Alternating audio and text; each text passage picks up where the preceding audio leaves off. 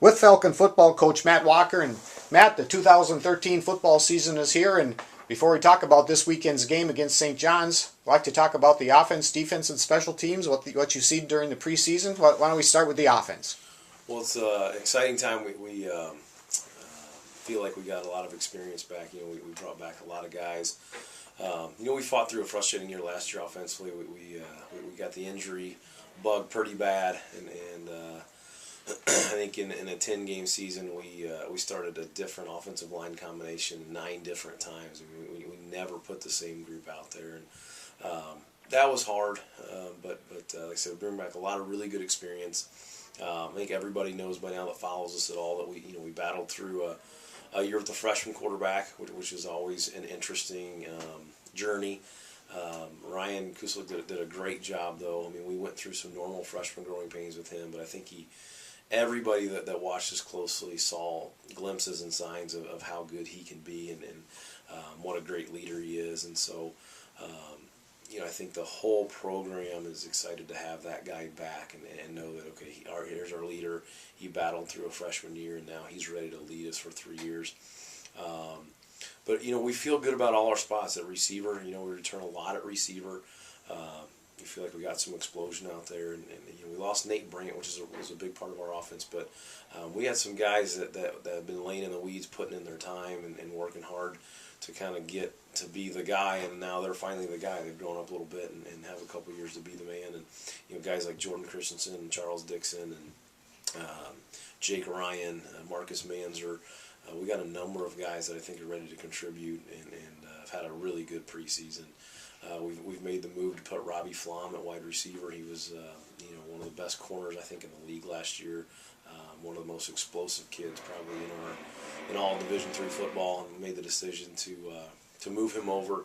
He's clearly going to make an impact for us offensively. We just, as a staff, we looked at it and talked all through the offseason and decided that we're not doing the best thing for our football program unless that guy touches the ball as many times as we can have him touch it. And so when we put it that way, we decided it's an easy move for us. Clearly, it hurts the defense when you move probably your most explosive player in the program over. But I think we all felt it was the right move. So then we bring some good tailbacks back, and Jesse McCune is back from an injury. Brad Biscott, who was with us last year. Emmanuel Uday's back in the program after a year out, and it looks really good in the preseason, and so that's a stacked group as well. So we feel good about where we're at. Again, our numbers were not very good last year. We know that, but I think this is a group that's ready to prove something and should be exciting. Coach, how about on the defensive side of the ball? Defense, we feel really good about where we're at. I think we played pretty well last year defensively at times. I think that our defense kept us in some games. Everybody probably is quickly going to point out about the linebacker core. In that 3-4 scheme, we graduated all 4 linebackers.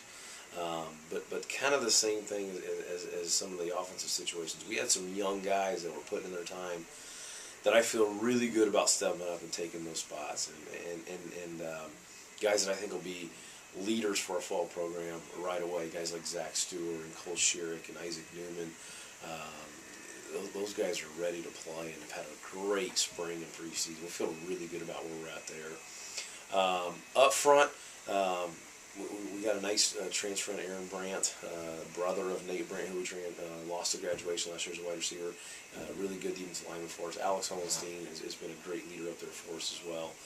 Guys like Jake Dick, Brandon Bowe, really good production at the end of the year last year as young guys who are now ready to be kind of staples for us up front there, so we feel good about where we're at there up front. And at defensive back, again, we moved Robbie out, but Nick Zimmerman's still there at corner, and everybody in the league can argue for who you want, but it'd be hard-pressed to find a better cover corner in the league besides Nick Zimmerman. He's about as good as I've ever coached.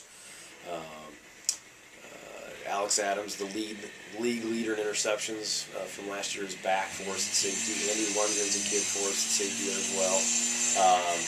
Michael Galing, a senior. So we got good depth there at DB. Tyler Ledbetter's a freshman for us who captain of the Wisconsin All-Star team coming in. We decided to play him at corner. He's a versatile kid. We could have put a lot of places, but we thought that'd be the best fit with moving Robbie. We thought that'd be the best place to put Tyler, and he's won a starting spot for us as a freshman. So, and then guys like Kyle Kittle and we have good depth there. So probably feel as good about our depth and talent as we've had since I've been here. Special teams coach, I think you got a lot of players back there. You must feel a little bit pretty good about that area. Will Jensen's back punting for us. Jay Ekman back snapping. I told those guys, guys like Jay who snapped, and Alex Owens, our backup snapper. Those guys don't get any credit because they're doing their best and you don't notice them. And we're blessed to have two really good guys that are long snapping for us. Robbie Flom and Zimmerman there both returned kicks last year. B-Scout can return kicks. We're in good shape there. The graduation of Chad Blair at kicker is one that where we've had some turnover. Ryan Kuslik can kick it. Andy London can kick. We got a freshman, Taylor Johnson, who's a pretty good player and is a star waiting to happen and is going through some those normal freshman growing pains of getting some consistency, but he can kick it. Matt, looking ahead, Friday night, the Falcons open up the season, 7 o'clock out at Raymer Field against St. John's. A little bit different. Maybe you could talk a little bit about why a Friday night game, and then what are you looking for in the Johnnies? What are you looking for in the game? Well, the Friday night game came about originally because we had a contracted Thursday night game already with St. Thomas in week 2, and that was all done before I even took the job here a few years ago. And so when we had the week 1 opening and started talking to St. John's about getting a contract together, we wanted to not have a real short week by going a Saturday than a Thursday, and the Thursday was there were some problems pulling that off logistically, and so we came to an agreement to go Friday night, kind of a weird one. I mean, you get a lot of Thursday and Saturdays, but not too many Friday night high school day college games, and so. But we're excited for it. I think I've heard a lot of good things about people coming out to the game and that 7 o'clock start.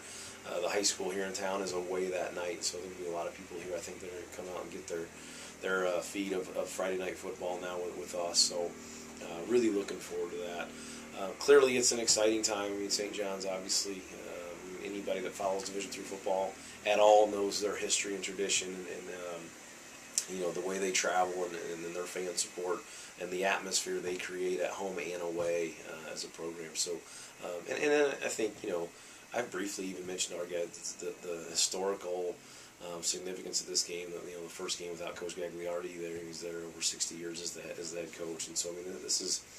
I told the guys if they need any I don't know if motivation's a word, but if they to make this game even more cool, there's probably a lot of eyes on this game to see what they're going to be like for their first time without that guy running the program, and so. There's a lot of things that make this game a neat one, and then just the fact that we're all frustrated about last year. We thought we had a good football team, and we were in a lot of games. And again, anybody that followed us knew that we had chances to win some games, and it just didn't happen on the score. I mean, a lot of great things have happened in this program. Recruiting is going well, and support, and the guys are great and dedicated, and the academics is as high as it's ever been. There's a lot of great things happening, and we just haven't done it on the scoreboard yet, and I think that everybody's ready for that. I've never been around a group that's prepared harder and been more dedicated than this group of players, and so I'm excited to let them get back out there and play football again. Matt, good luck to the Falcons, and we'll talk to you next week. Thank you.